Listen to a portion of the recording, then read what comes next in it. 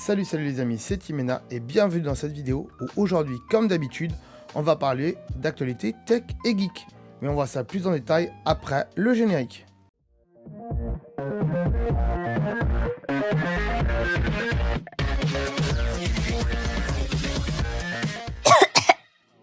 Il s'agit de l'iPod Nano. L'iPod Nano est-il fini? Et oui, l'iPod Nano, enfin les iPods tout court, est-ce que c'est la fin pour les iPods chez Apple? Donc, il faut savoir que l'iPod Nano de 7ème génération, donc le dernier qui est sorti en 2012 déjà. Voilà. Et donc va être considéré par Apple comme obsolète. Donc ça veut dire quoi, typiquement? Quand un appareil est considéré obsolète par Apple, ça veut dire que Apple ne le réparera plus. Voilà. Même s'il est garanti, même s'il n'est pas garanti. Typiquement, si vous achetez ça neuf dans un magasin, c'est pas garanti. Voilà, c'est ça que ça veut dire. C'est que c'est plus garanti par Apple en fait. Ils le répareront pas. Ils vont peut-être si vous l'achetez et qu'il est sous garantie, qu'il a un problème vraiment, ils vont soit vous en donner un autre, soit vous rembourser, mais en tout cas, ils vous le répareront pas. Voilà, c'est ça le truc. Parce que ils le considèrent comme obsolète vu qu'il est sorti en 2012 pour le dernier. L'iPod Nano n'est donc plus vendu aussi, enfin tous les iPod Nano ne sont plus vendus sur les sites Apple depuis 2017. Voilà, faut le savoir. Donc voilà, c'est triste parce que l'iPod, ça fait des années, mais honnêtement, qui écoute encore de la musique sur des iPods dédiés? Alors oui, il y a un phénomène de niche, il y a encore quelques personnes qui préfèrent avoir juste un iPod et pas un iPhone pour écouter de la musique. Mais en même temps, aujourd'hui, pour écouter de la musique, on a besoin de services de streaming, on a besoin de Spotify, on a besoin d'Apple Music, donc on n'a plus besoin de ça. Et honnêtement, même une Apple Watch, si vous avez un abonnement Apple Music et des AirPods, ça fait office d'iPod, pardon. Excusez-moi, je me gourre avec ces noms, iPad, iPod, on ne sait plus. Bref, voilà, c'est un peu dommage. Il était cool cet iPod Nano 7ème génération. Moi, je l'ai pas eu entre les mains. Enfin, si, j'avais un pote qui l'avait. Il est cool. Moi, je préférais le 6ème génération. J'ai pas de photo là à vous montrer, mais voilà, il était plus cool le 6ème génération puisqu'il ressemblait à une montre un petit peu. Il était vraiment tout petit. Il était carré comme ça.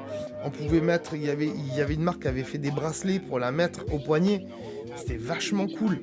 C'était les prémices de l'Apple Watch justement. Bref, voilà. C'est un petit peu dommage, mais à un moment donné, il faut bien arrêter les choses qui sont trop vieilles, on est bien d'accord. Sujet suivant.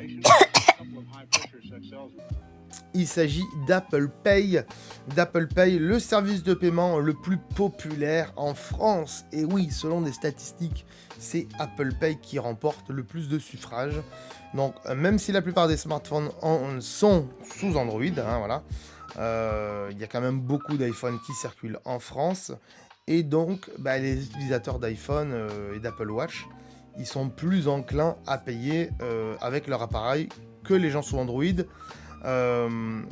Apple domine donc le classement des paiements mobiles grâce à toutes les banques avec lesquelles ils sont partenaires. Aujourd'hui, quasiment toutes les banques sont compatibles à Apple Pay, donc c'est un peu normal. Chez Google, je ne sais pas comment ça se passe, mais voilà. Je pense pas qu'il y ait tout le monde qui soit compatible. Enfin, une certaine partie, oui. Dites-moi dans les commentaires si vous êtes au courant de ça et s'il y a beaucoup de banques compatibles Google Pay. Mais je sais qu'Apple, quasiment toutes, elles sont compatibles. Même les plus réticentes aujourd'hui, elles s'y sont mis. Et en plus aussi, Apple, il y a aussi les titres restaurants qu'on peut payer avec son iPhone ou son Apple Watch. Si vous avez des titres restaurants, voilà, ça marche avec l'application des titres restaurants. Et donc, voilà, les concurrents, ils aimeraient bien aussi que tout cela change et qu'ils prennent plus de place. De mon point de vue à moi, je pense aussi que, d'accord, il y a une majorité de produits sous Android. Beaucoup de téléphones sous Android aujourd'hui sur le marché. Très peu de watch sous Android, on est d'accord, hein, parce que c'est Apple Watch qui domine aussi sur les watch. Et du coup, les gens qui ont ces smartphones-là ne connaissent pas le fait qu'ils peuvent payer avec leur smartphone. Honnêtement, moi je le vois autour de moi, hein, je travaille dans une grande entreprise pour ceux qui ne le savent pas, et donc j'ai des gens de tous horizons. Des gens qui ont des iPhones, des gens qui ont beaucoup d'appareils Android, et c'est des gens qui forcément ne savent pas qu'on peut payer avec un téléphone Android. ou sinon ils ont un téléphone Android qui est un peu trop vieux et il n'y a pas la fonctionnalité dessus. En général, sur les téléphones Android qui sont récents, qui ont 2-3 ans, normalement il y a du NFC et on peut payer avec. Mais voilà, les gens aussi ont peur, ils sont réticents, ils ont peur, ils comprennent pas trop comment ça marche et tout ça. Donc selon moi, c'est un peu normal et en effet, la clientèle d'Apple est un peu plus à même des nouvelles technologies et donc a moins peur de payer avec Apple Pay, selon moi. Moi honnêtement, dès que je peux, je paye avec Apple Pay quand je vais faire mes courses à Carrefour par exemple. Avant Carrefour, il limitait le montant du sans contact. C'est-à-dire, ta carte bleue était limitée à 30 ou 50 euros. Mais en plus, Carrefour, ils limitaient eux-mêmes. Voilà. Hein. Donc maintenant, c'est plus le cas. Ils sont sans limite. Et maintenant, quand je fais 150 balles de course, bah, je paye avec mon Apple Watch. Il n'y a pas de limite puisqu'il y a un code sur ma watch. Donc voilà. C'est vraiment le top pour ça, Apple Pay, honnêtement. Si vous ne connaissez pas, si vous avez des appareils Apple, essayez Apple Pay. Ça marche dans tous les magasins. Faut pas attendre qu'il y ait un petit logo compatible Apple Pay. Non, c'est pas vrai. À partir du moment où le magasin vous propose le paiement sans contact, hein, typiquement la petite diode verte au-dessus du TPE, dès qu'il y en a une qui est allumée, vous posez votre montre, votre téléphone, avec le geste qui va bien, hein, bien sûr, ou votre carte sans contact, et vous payez en Apple Pay. Et en effet, sur Apple Pay, il n'y a pas les 50 € de limite qu'avec la carte, parce que la carte, on peut vous la voler, il n'y a pas de code, il n'y a rien. Votre Apple Watch ou votre iPhone, comme il y a un code ou une reconnaissance faciale ou d'empreinte digitale, forcément, là, il y a une limite de plafond qui est à 300 €, si je ne m'abuse. Si j'ai des bêtises, marquez-le dans les commentaires. Bref, j'en ai déjà fait des vidéos d'Apple Pay.